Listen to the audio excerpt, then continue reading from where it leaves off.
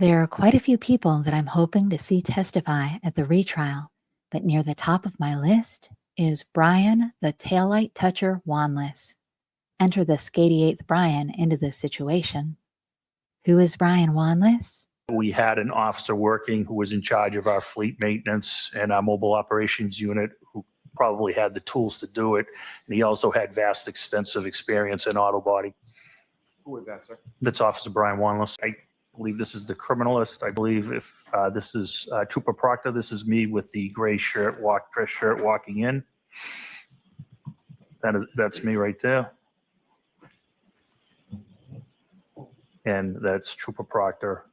I believe the photographer or another criminologist is here. Right? Well, here's what we know. According to this article from the Canton Citizen, Brian Wanless was the official traffic officer of Canton PD. He retired from the police department on or around March 4th of 2022 after 22 years of service.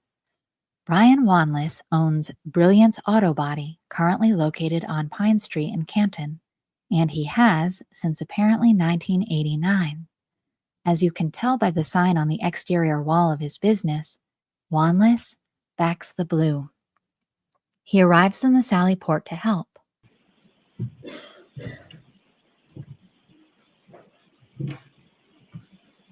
This is Officer Wanless right here. He examines it and he leaves momentarily.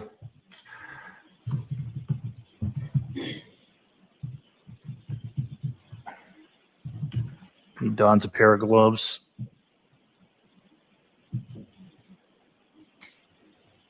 And he exits and he's going to come back with some tools.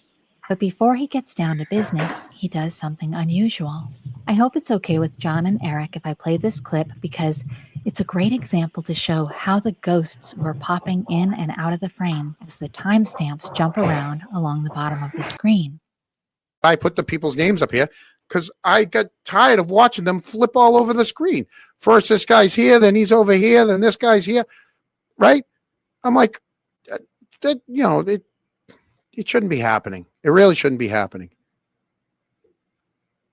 Move ahead in a minute. I'll try and stop it right when we see him. But there, 1, 2, 3. This guy moves over here, right? So now it's 1, 2, 3, and Gallagher. And then all of a sudden, this guy's going to be gone in a minute. Yep, he's gone. The other two left. Look at that. Two guys gone, just like that. Right? Now you get the to the point where they start talking. Look at all that red. Look at that right there. Look at all that red. Mm-hmm. I see all that red. Please tell me I'm not the only one that sees all that red. It's obviously all there. I mean, not all. Okay. A little. There's the blue gloves. There's the blue gloves from the MSP criminologist. But we're going to see him come over, touch the taillight, and then he goes and puts his gloves on in about a second here. So she looks at it. Here he comes. There's Berkey looking at it. Did you see what else happened a second ago? Yeah, did you see what just happened a second ago? I just see this too. Watch this. So she, let me back it up a little more because it was right before that. Right? So she looks at it, and then all of a sudden this guy pops up, right, with his gloves. Now this guy looks at it, right? Oh, right there. There he goes. There he goes. And then Wanless shows up and touches it. Oh, there he goes. Let's. You know, I'm gonna zoom in on that tomorrow. Let me touch it there you go. Before I put my gloves on, let me go. Let me just touch that before my gloves. Right there. It's gonna be right there. Yeah. You know, little toucharoo. Up right there. Right. So why didn't we hear from him? Right now he's putting his gloves on. Something tells me we might hear from him next time around. Yeah, and then he puts his gloves on. Then Berkey's got to come look at it again. Well, that's not good. But you know what's worse? Here's Lieutenant Paul Gallagher, the highest paid officer in Canton police history and possibly Massachusetts.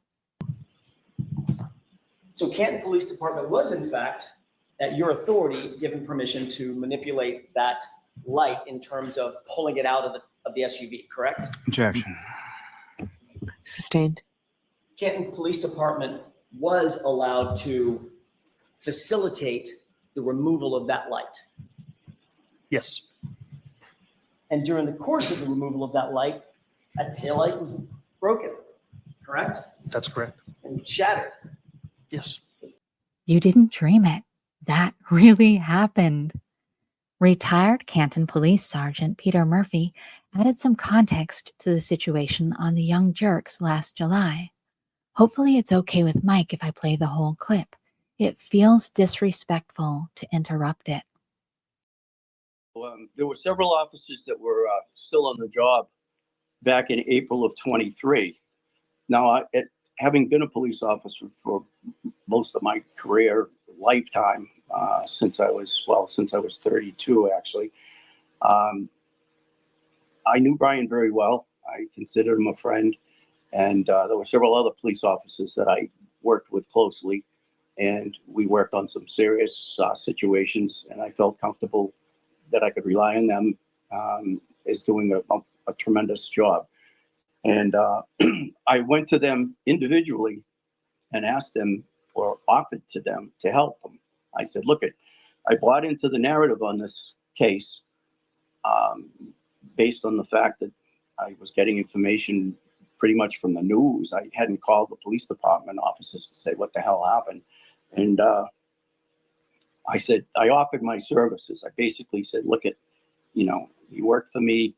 I'm here to help you. If you got issues with this case, if you got jammed up in it somehow, if you feel you have problems, I will work with you. I will help you.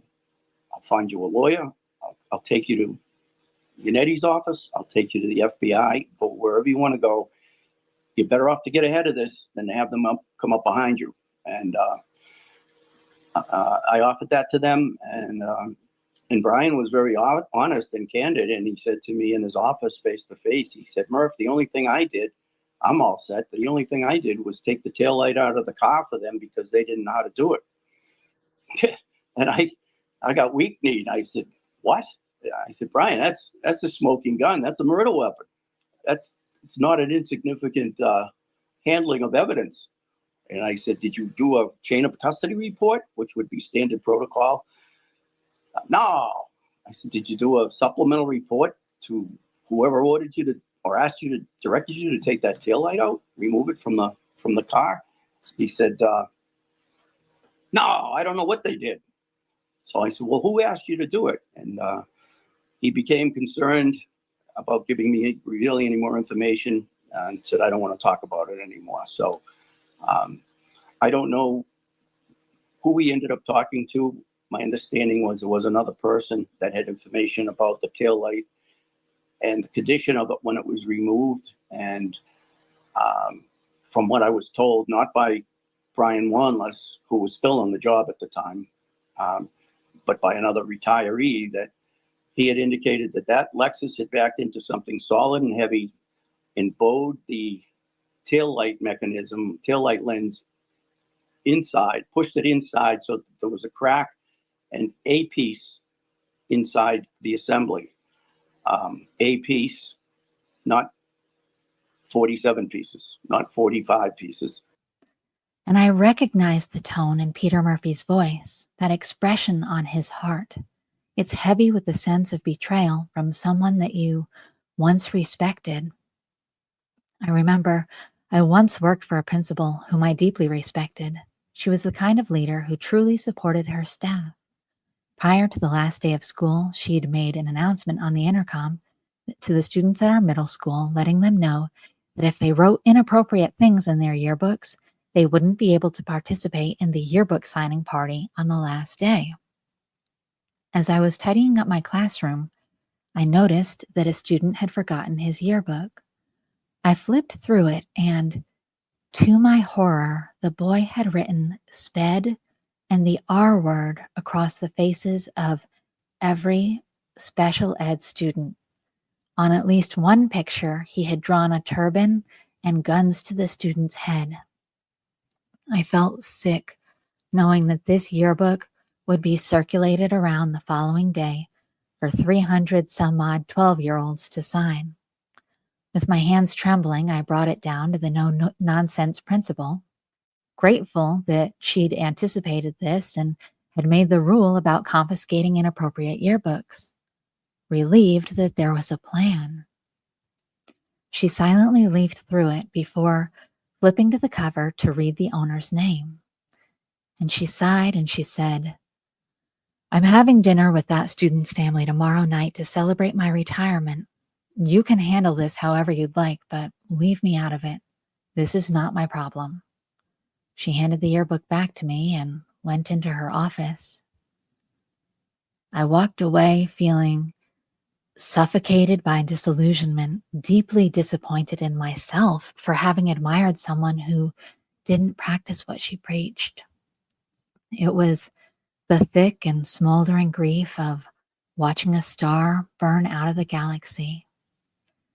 I feel lucky to remember a time before we had to be our own role models, but I wouldn't mind returning to a time when integrity was a shared value. For the next trial, I have a suggestion. I don't know if this is even possible, but you know how sometimes they do a lineup and the victim has to identify the bad guy, the outlaw? I think they should do something similar with the taillight, since there's no chain of custody and so much confusion about how to describe the condition of the taillight. My suggestion is that they display 5 different levels of damage and ask the witnesses to use the word that most closely aligns with what they observed. We could have scratched, cracked, cracked with a hole, broken, and completely damaged. This way, we'll be able to see the evolution of the damage and track whose custody it was in each time that change occurred. There's no shortage of people who could testify. Look, here are 18 possibilities, 18 opportunities to compare. Will we hear from Brian, the taillight toucher Wanless, at the retrial? I certainly hope so. I'll put links to the Canton Chronicle video and the Young Jurks video in the comments so that you can go watch the full length or rewatch them if you missed them the first time around. Both contained powerful reminders of things that we don't want to forget. Promise me you'll remember. Take care of yourself, take care of each other, and take care of our community. I love you.